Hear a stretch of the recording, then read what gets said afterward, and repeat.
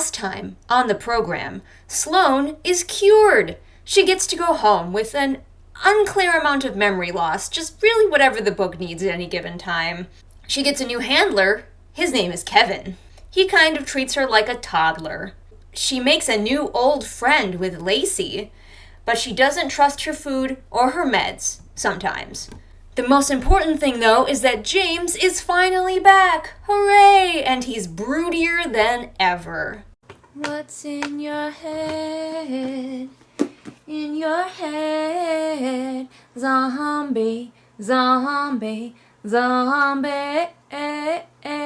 Welcome, everyone, back to my couch. Current food obsession, these Ritz chips. So you know Ritz, sponsor me. We are making some serious headway. Do you see this? Let's go. Chapter 4 of Book 3 of Book This. I do not understand why erasing these kids' peers is the most important part of what the program does. Because Sloan is like, oh shit, they probably took all my stuff, and she goes to her bedroom and she's like, I don't know what they took, what's missing, because I don't remember. But there's no sign that I ever had any friends. So either I was a loner, or they took all sign of my friends. And they did. They took all sign of her friends. And that makes me wonder, like, why on earth are other teenagers the thing that the program wants to erase more than anything else? Well, you got me. By all accounts, it doesn't make sense. I hope they explain it. They probably won't. Question for all of you. When you were a teenager, if your mother had the opportunity to wipe out your entire wardrobe and replace it with one that she chose, what would that have looked like? My mother wouldn't have cared, but in this we find out that the one who replaced all of Sloan's clothes is her mother. Her mother chose her, like, pink button-down shirts and khakis. So she tries to gently, and by gently I mean very bluntly, there's nothing subtle about this girl, ask her mother, like, did I have a boyfriend? Did I have friends? And her mother is just deflecting. Sloan kind of has a little bit of a breakdown and is like, Mom, how do you know they only erase the corrupted memories?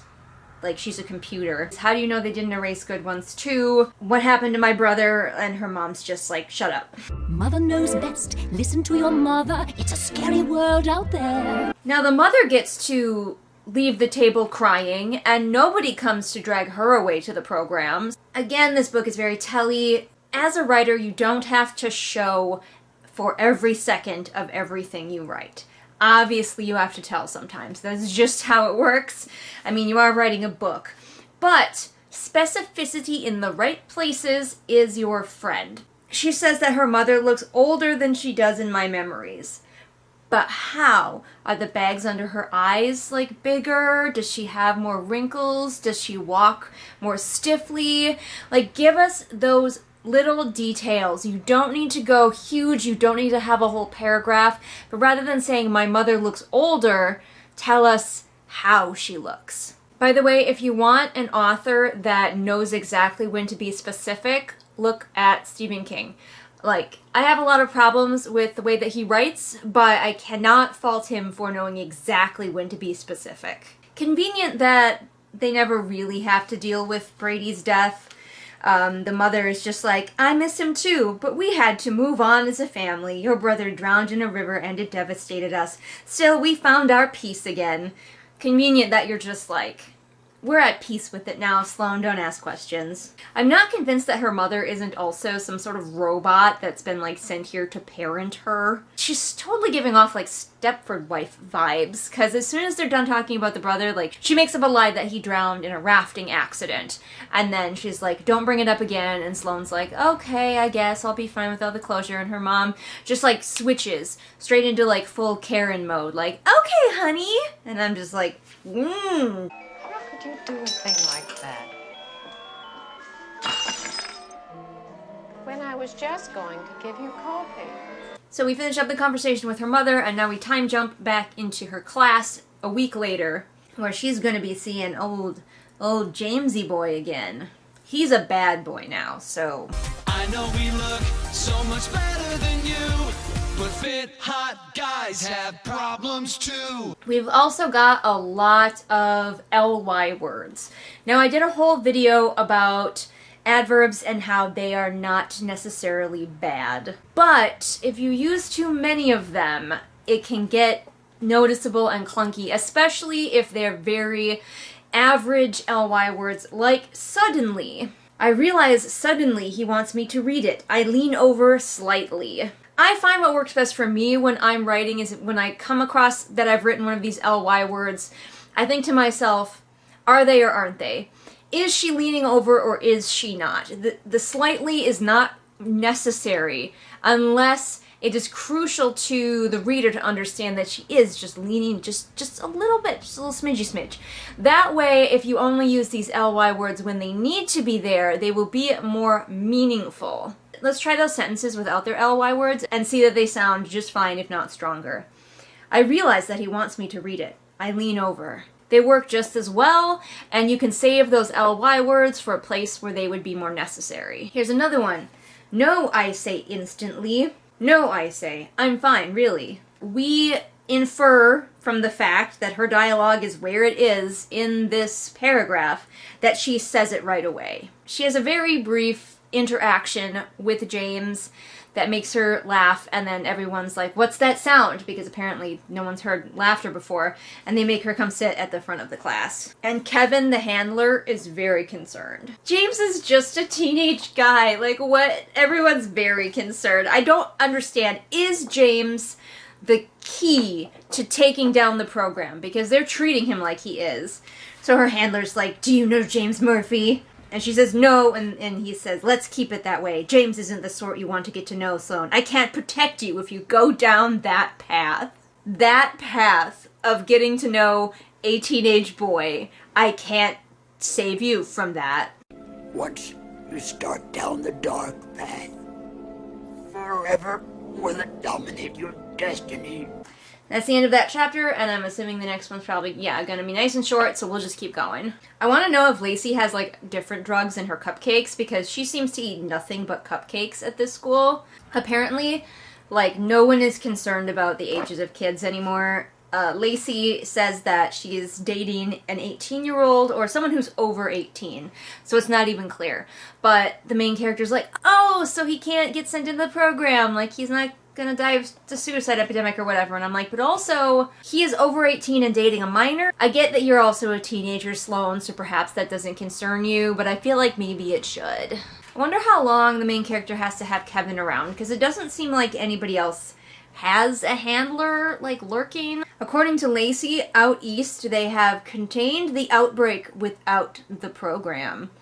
Possibly by doing other sort of more logical measures, like not grabbing kids and violently wrenching them away from everything they've ever known to rip out their memories using drugs. I know, that sounds wild, but why don't we give that a try? Everybody says that James is a big-time troublemaker, but so far he hasn't done anything to make any trouble except for, being morose sometimes. We both have almost no body fat, but we're too bummed out to talk about that. So we time jump again to the end of the day, and she's at her locker, and she says Kevin is nowhere in sight. Where did Kevin go? Did he have to pee and you just, escaped? Oh, but James has come up to her, or driven up to her, in his car.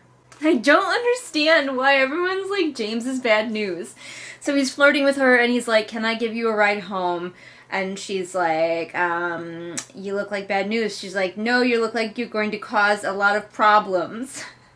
What does that look like? Is he wearing a leather jacket, like heaven forfend?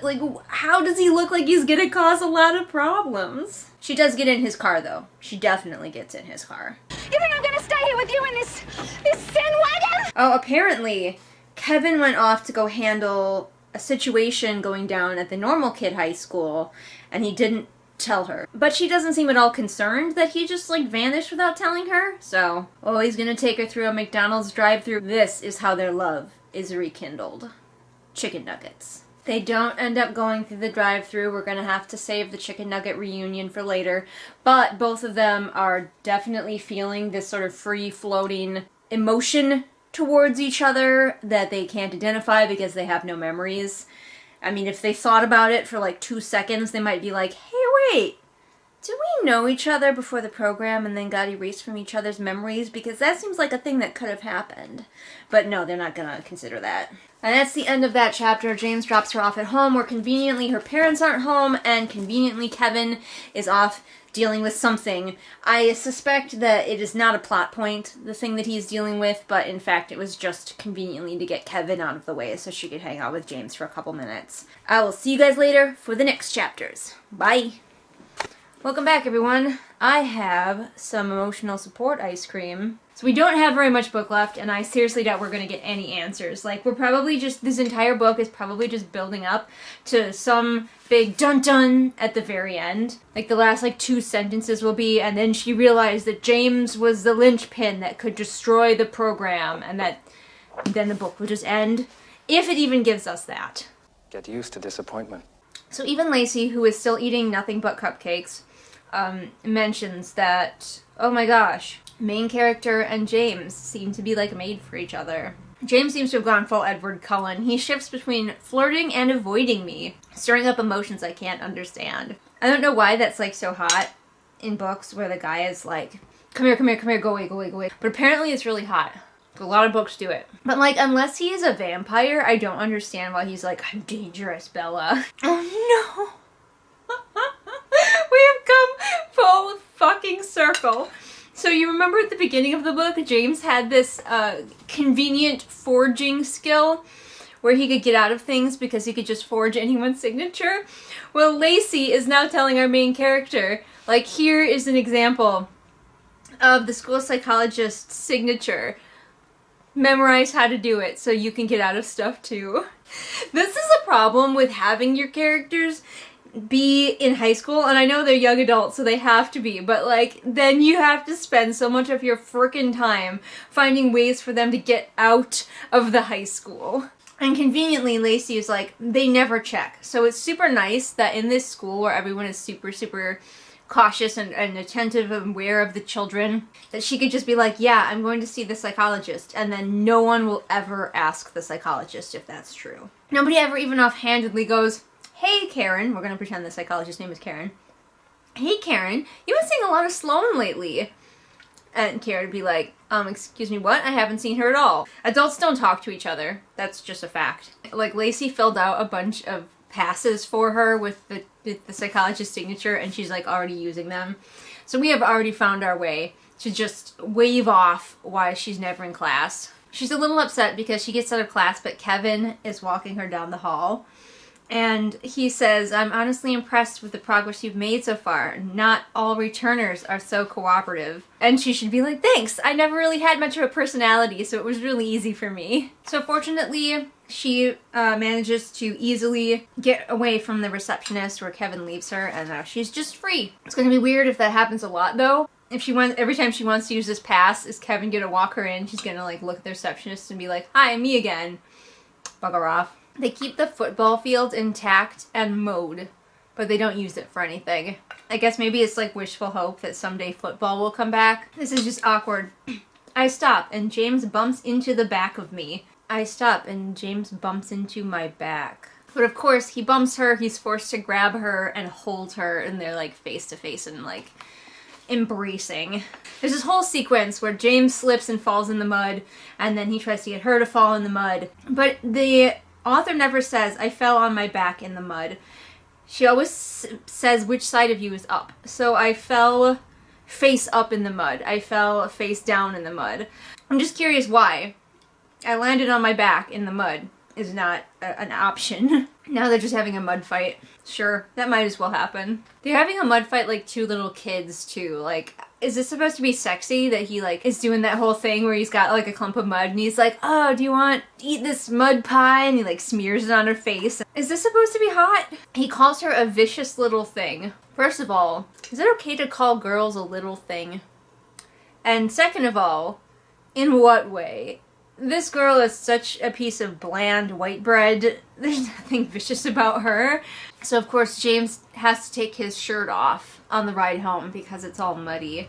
So you managed to get your shirt off. And she is like covered head to toe in mud. And she's like, I fell in the mud and James gave me a ride home. And her parents are like, cool, great, we have no further questions. That's the end of that chapter, and we'll probably just go ahead and read another chapter because that seems to be what we're doing. And of course, because she admitted to having contact with James, Kevin has been informed and everybody's like, stay away from James. Somebody please explain to me.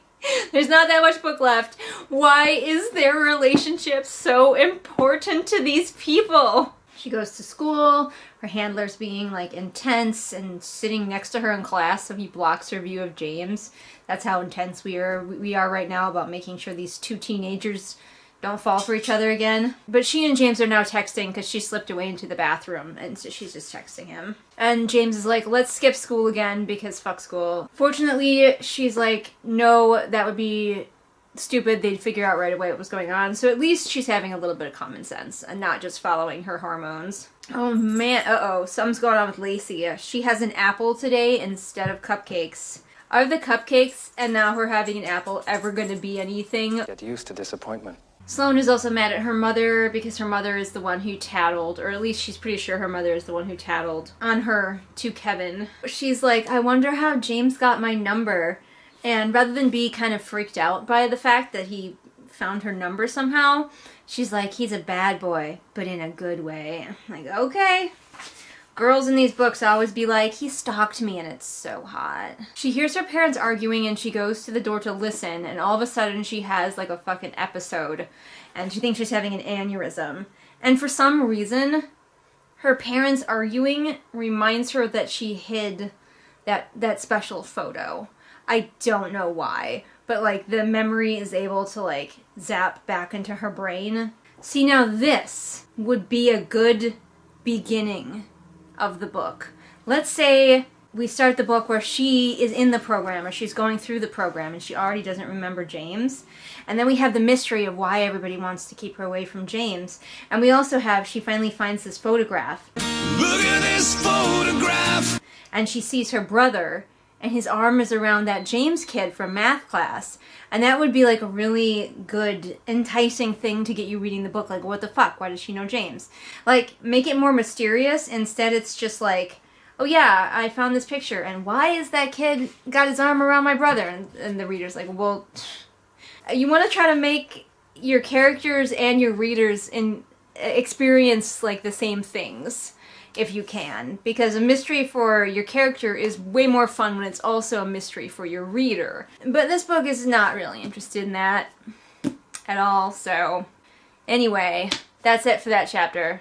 We're gonna go do something else. Probably gonna play Mass Effect. See you later. And 1 and 2 and 3 and 4 and 1 and...